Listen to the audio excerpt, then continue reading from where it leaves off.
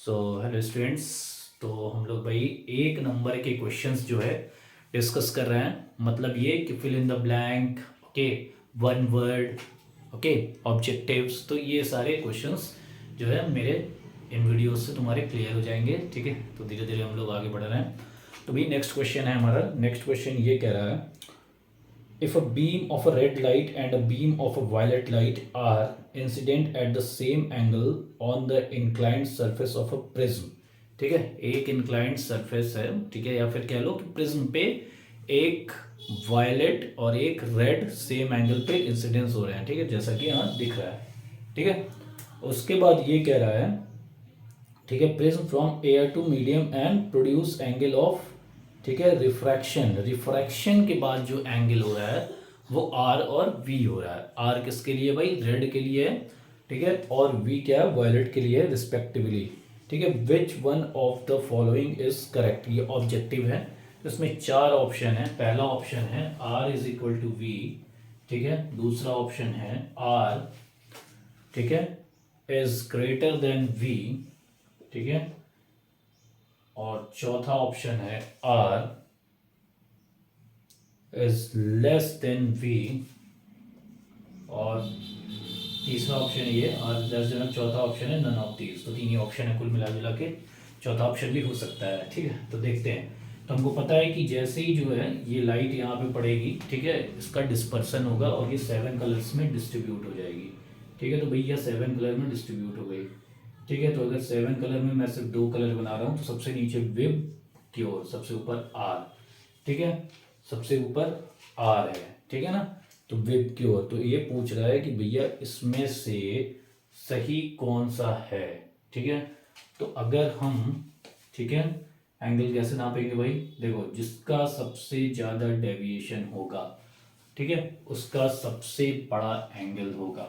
तो अगर हम यहाँ से इसको मानते हैं कि ये स्ट्रेट ऐसे मान लो निकल जाइए, अगर नहीं होता तो ये एंगल ज़्यादा बड़ा है इस एंगल से। मतलब अगर इसको हम एंगल आर मानते हैं और इसको एंगल वी मानते हैं तो भैया angle R is less than angle V, यानी कि ऑप्शन सी सही है। क्लियर हो गया? तो प्रिज्म का कॉन्सेप्ट यहाँ पे लग रहा है। ठीक है, प्रिज्म के सारे कॉन्सेप्ट हम लोग यहाँ देखेंगे। क्लियर है? तो प्रिज्म के यहाँ कॉन्सेप्ट्स हैं। ठीक है, अब आते हैं हम लोग नेक्स्ट क्वेश्चन पे। ठीक है, ये क्वेश्चन आया था 2021 में। ये बहुत आसान क्वेश्चन था। Power of a concave lens is focal length 50 centimetre. ठीक है, तो भैया फोकल लेंथ पूछ रहा है। ठीक है, the power of a concave lens, ठीक है, ऑफ फोकल लेंथ। ठीक है, तो कॉनकेव लेंस का जो फोकल लेंथ है वो P is equal to 1/f। अभी इस तरह के क्वेश्चन बहुत डिस्कस हो गए हैं। ठीक है, तो पावर पूछ रहा है, फोकल लेंथ क्या है, माइनस हो जाएगा -50, तो इसका आंसर आ जाएगा -0.2 डायोप्टर। ठीक है, क्लियर है? तो हम आगे थोड़ा सा और 2-3 क्वेश्चन स्किप कर रहे हैं। ठीक है, जो मेरे इम्पोर्टेंट उसमें क्या कहते हैं,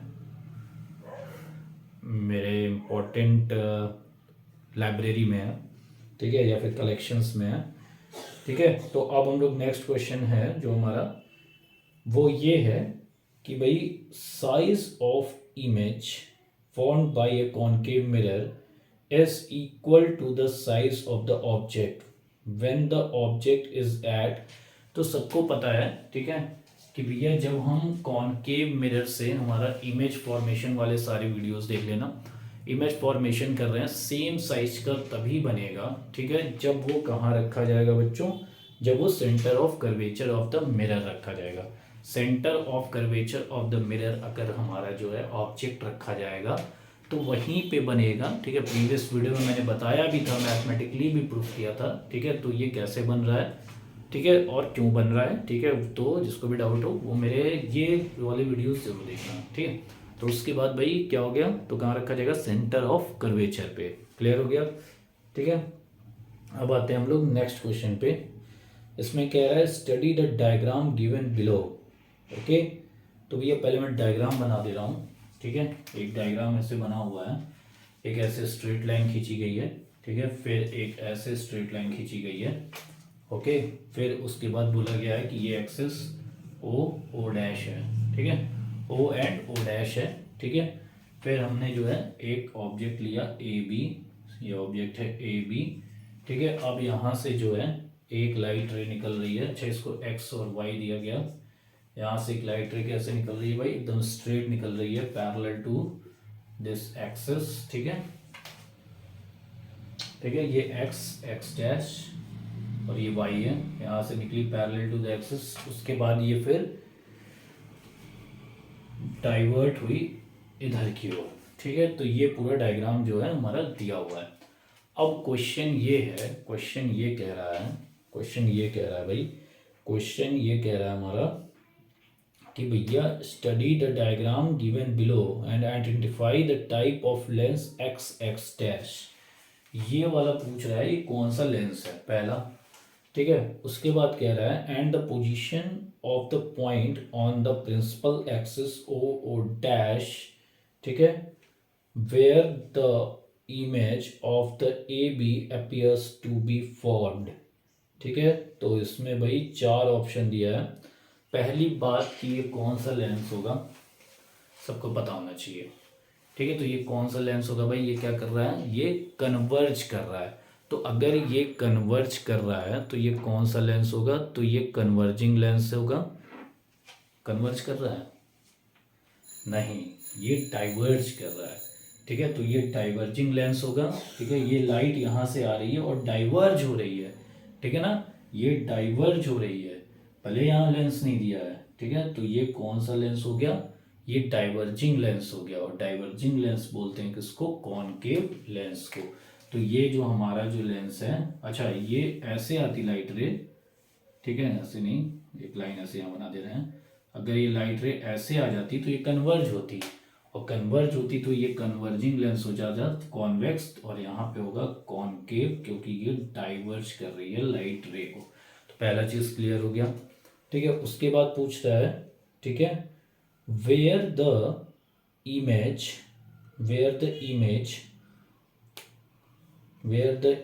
of the object A B appears to be formed। अब देखो ये बड़ा ही अच्छा क्वेश्चन है। ठीक है, कि कहाँ पे जो है इमेज बनेगा। ठीक है, तो इमेज किसके किसके बीच में बनेगा ये हमको बताना है। ठीक है, तो भैया हम लोग कैसे बताएंगे। ठीक है, तो इमेज बनेगा बिटवीन ओ एंड वाई। ठीक है, इमेज कहाँ बनेगा, बिटवीन ओ एंड वाई। ठीक है ना, बिटवीन ओ एंड वाई बनेगा। ठीक है, बिटवीन ओ एंड वाई। ठीक है, तो बिटवीन ओ एंड वाई के बीच में इमेज बनेगा। ठीक है, अच्छा अब देखो कॉनकेव लेंस के लिए 2 केस थे। एक जब ऑब्जेक्ट इन्फिनिटी पे रहता है तो फोकस पे बनता है, और एक कहीं भी रहता है तो क्या, फोकस और, ठीक है, ऑप्टिकल सेंटर के बीच में बनता है। तो ये ओ और वाई के बीच में कहीं भी बन सकता है। क्लियर हो गया, तो यही ऑप्शन भी है, कॉनकेव लेंस। ठीक है, बिटवीन ओ एंड वाई। ठीक है, तो ये इंपॉर्टेंट एक क्वेश्चन था आपका। ठीक है, क्लियर हो गया। ठीक, तो हम आते हैं नेक्स्ट क्वेश्चन पे। ठीक है, ये बड़ा ही इंटरेस्टिंग क्वेश्चन। अच्छा, ये जो क्वेश्चन था ये CBSE 2022 में आया हुआ था। ठीक है, ये CBSE 2022 में ये क्वेश्चन आया हुआ है। क्लियर हो गया। ठीक है, अब आते हैं हम लोग नेक्स्ट क्वेश्चन पे अपने। ठीक है, जो हमारा नेक्स्ट क्वेश्चन है वो ये है, the image of an object placed in front of a concave mirror. ठीक है, कॉनकेव मिरर के सामने, ठीक है, हमारा ऑब्जेक्ट प्लेस किया गया है। ठीक है, क्वेश्चन है, आगे चलते हैं। Of focal length 15 centimetre the image of an object placed in front of a concave mirror of focal length 15 centimetre. इसका जो फोकल लेंथ है इस हमारे मिरर का, ठीक है, वो है 15 सेंटीमीटर। ठीक है, 15 सेंटीमीटर। क्लियर, कह रहा है, ठीक है, is the same size of the object. जो हमारा इमेज बन रहा है वो same size of the object बन रहा है, यानी A B B dash A dash. ठीक है ना, सेम साइज बन रहा है। ठीक है, the distance between the object and its image. ठीक है, अब सबको पता है भैया सेम साइज एक ही कंडीशन में बन सकता है, वो तब जब object centre of curvature of पे रखा जाए। ठीक है। तो जब सेंटर ऑफ कर्वेचर पे ऑब्जेक्ट को रख दिया गया तो इमेज वही बन गया सेम साइज का। अब हमसे पूछ रहा है ऑब्जेक्ट और इमेज के बीच की डिस्टेंस क्या है, ठीक है। तो अब इसका भाई 15 सेंटीमीटर दिया तो ये नहीं 30 सेंटीमीटर, बहुत बच्चे 30 सेंटीमीटर लिख देते हैं। तो भैया इमेज भी वही ऑब्जेक्ट भी वही, तो भैया इन दोनों के बीच की डिस्टेंस 0, ठीक है। इन दोनों के बीच की डिस्टेंस क्या होगी 0, ठीक है। क्लियर है। तो इन दोनों के बीच की डिस्टेंस क्या होगी बालक 0 हो गई। क्लियर हो गया। अब आते हैं हम लोग नेक्स्ट क्वेश्चन पे कि the relation r is equal to 2f, यानी कि radius of curvature is equal to 2 into focal length, या focal length is equal to r/2। r/2 means radius of curvature upon 2, ठीक है। तो ये फोकल लेंथ हो गया, focal length is equal to r/2। अब हमसे ये पूछा जा रहा है कि भैया ये वैलिड है किसके लिए, तो भैया ये वैलिड है सबके लिए, सबके लिए इन द सेंस कि कॉनकेव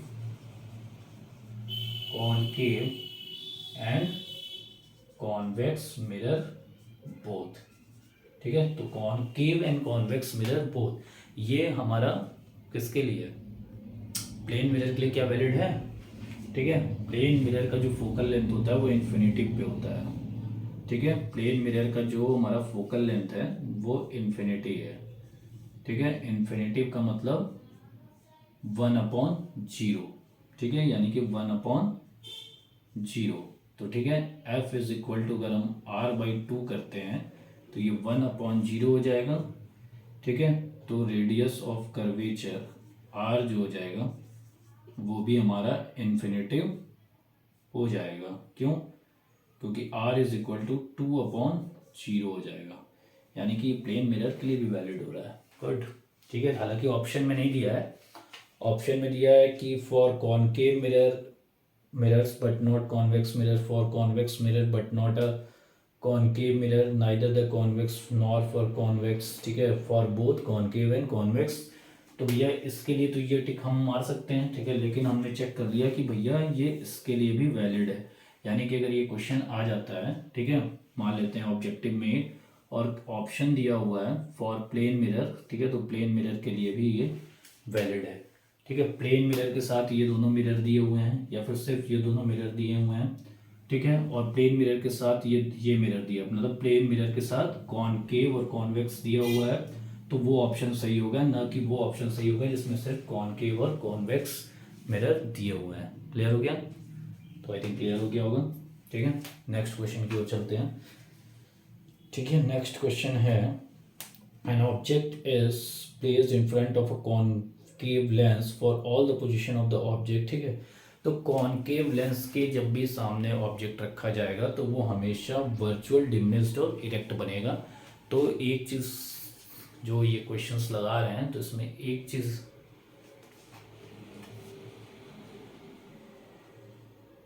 चीज़ हमारी जो क्लियर हो रही है वो ये क्लियर हो रही है कि भाई केस और रूल्स, केस स्पेशली केस आपको सारे के सारे याद रखने होंगे।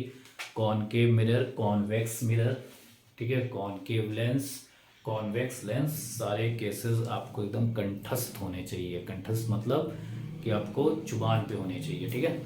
तो हम लोग जो है नेक्स्ट क्वेश्चन की ओर आगे बढ़ रहे हैं।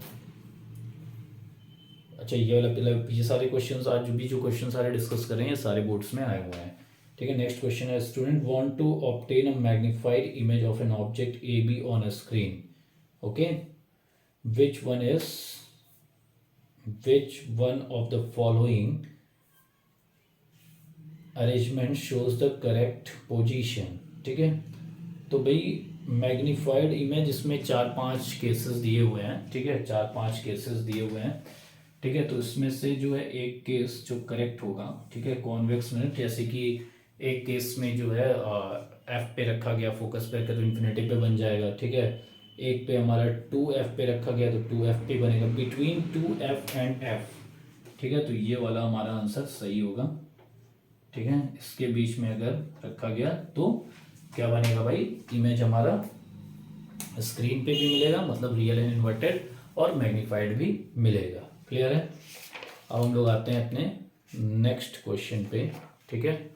पहले मैं ये रब कर लूँ, ठीक है। तो हमारे नेक्स्ट क्वेश्चन में ये दिया हुआ है कि the following diagram shows the use of an optical device for performance and experiment of light as per the arrangement shown the optical device is likely to B.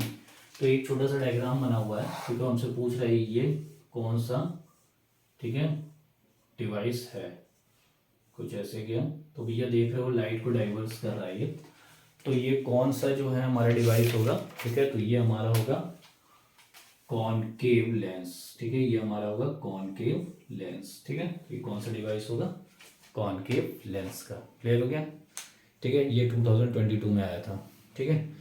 Next question, a ray of light starting from air passes through the medium A of refractive index, ठीक है, ray of light starting from air passes through medium A of refractive index, ठीक है, A medium का refractive index दिया हुआ है, medium A का refractive index 1.5, ठीक है, 0, ठीक है।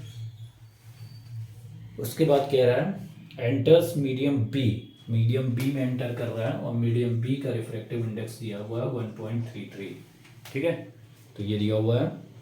And finally enters into medium C, ठीक है, finally enter into medium C और उसका रिफ्रैक्टिव इंडेक्स दिया हुआ है 2.42 रिफ्रैक्टिव इंडेक्स दिया हुआ है। क्लियर है।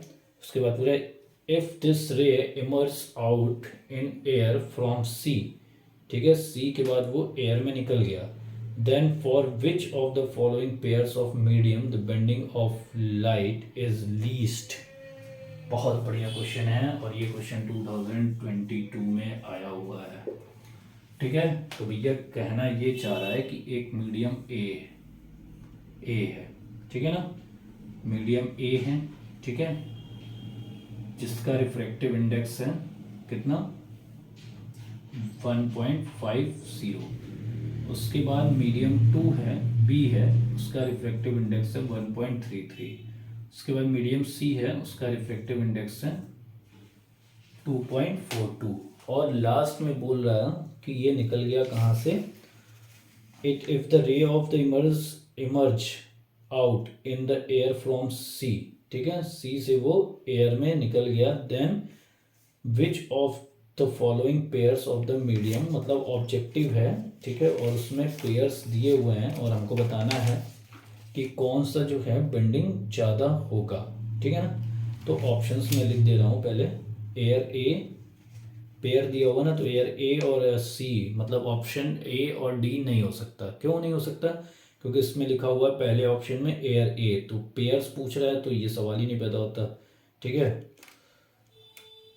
ठीक। तो यानी कि लास्ट वाला मीडियम जो है हो सकता है, क्यों नहीं, इसके बाद एयर में निकल गया, ठीक है। तो पहला ऑप्शन है एयर सी, दूसरा, तीसरा, चौथा एयर, चौथा ऑप्शन है एयर ए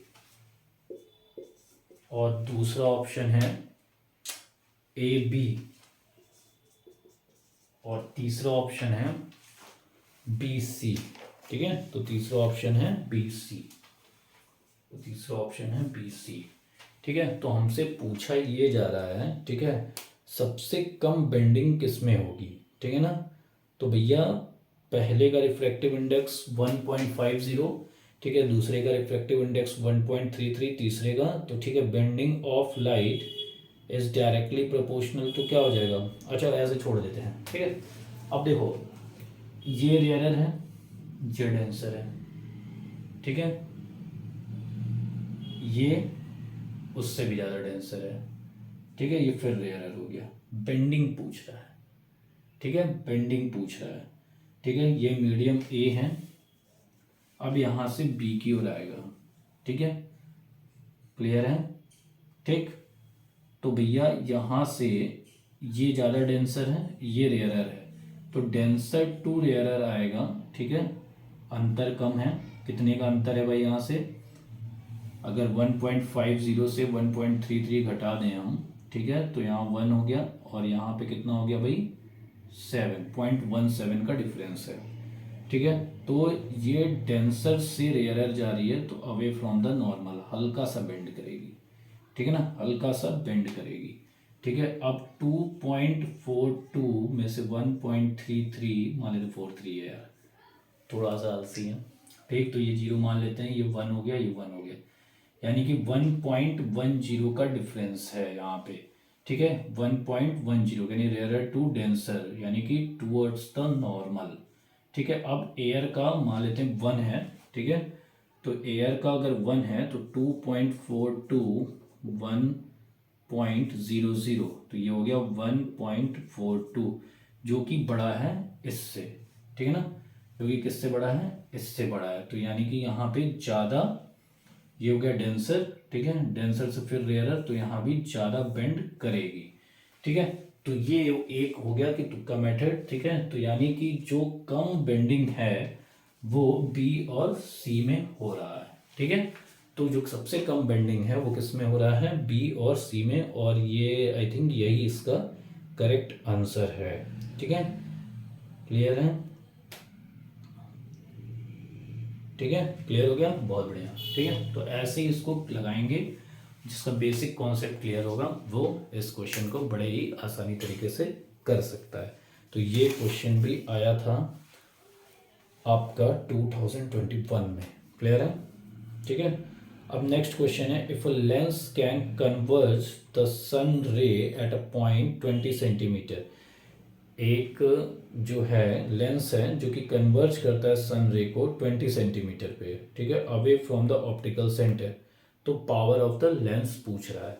ठीक है, तो लेंस का नाम नहीं दिया हुआ है, कन्वर्ज कर रहा है यानी कि कन्वर्जिंग लेंस है। ठीक है, कन्वर्जिंग लेंस है जो कि कन्वर्ज कर रहा है कितने पे, सनलाइट को 20 सेंटीमीटर पे। बहुत बेहतरीन क्वेश्चन, 20 सेंटीमीटर पे ये कन्वर्ज कर दे रहा है। तो अगर 20 सेंटीमीटर पे ये कन्वर्ज कर दे रहा है तो ये कौन सा लेंस हो गया बच्चों, ये कन्वर्जिंग लेंस हो गया पहली चीज, यानी कॉन्वेक्स लेंस कन्वर्ज कर दिया, यानी कि फोकल लेंथ इसका हो गया 20 सेंटीमीटर। आगे पूछा जा रहा है ऑप्टिकल सेंटर से। ठीक है, ऑप्टिकल सेंटर पता ही है सबको, यहाँ से यहाँ तक की डिस्टेंस। ठीक, उसके बाद कह रहा है the power of this lens, हमको इस लेंस की पावर निकालनी है, तो P is equal to 1/f। ठीक है, 1/f यानी f जो होना चाहिए किसमें, मीटर में होना चाहिए, तो 100/f यानी 20 कट गया, ये हो गया बेटा 5 डायोप्टर, +5 डायोप्टर। क्लियर हो गया, तो +5 डायोप्टर इसका आंसर हो गया बड़े ही आराम से। क्लियर हो गया। इसके बाद जो क्वेश्चन है, अच्छा ये भी क्वेश्चन आया हुआ है बोर्ड में जो भी हमने डिस्कस किया। ठीक है, इसके बाद जो क्वेश्चन